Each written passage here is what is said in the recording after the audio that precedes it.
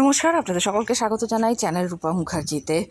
এবার তৎকাল টিকিট কাটার জন্য আধার কার্ড বাধ্যতামূলক করা হলো। কারাবাজারি রুখতে এজেন্টদেরও নিয়মে পাচ্ছে রেল। তৎকাল টিকিট কাটার অনিয়ম অভিযোগ নতুন নয়, অভিযোগ অনলাইনে নিমেষে শেষ হয়ে যায় তৎকাল টিকিট।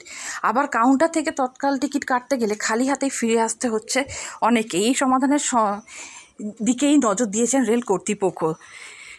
তৎকাল টিকিটের জালিয়াতি রুখতে কড়া পদক্ষেপ করেছে ভারতীয় রেল। এবার থেকে বাধ্যতামূলক করা হলো আধার কার্ড, অর্থাৎ আধার কার্ড থাকলে তবেই যাত্রীরা তৎকাল টিকিট কাটার সুযোগ পাবেন। টিকিট কাটার সময় আধার কার্ডের সঙ্গে সংযুক্ত মোবাইল নম্বরে ওটিপি যাবে, সেই ওটিপি দেওয়ার পরে টিকিট কাটতে পারবেন যাত্রীরা। ইতিপূর্বে যেটা করা হতো সেটা হলো ট্রাভেল এজেন্টদের হাতে মোটা টাকা দিয়ে তৎকাল টিকিটের ব্যবস্থা করে নিতেন অনেকেই। আবার ট্রাভেল এজেন্টরা কী করতেন, ভুয়ো পাসওয়ার্ড ও আইডি বানিয়ে আইআরসিটিসির ওয়েবসাইট থেকে ভুরি ভুরি টিকিট তারা কিনে নিতেন এবং পরবর্তী সময়ে সকল যাত্রীদের কাছে অত্যন্ত চড়া দামে সেই তৎকাল টিকিট তারা বিক্রি করতেন।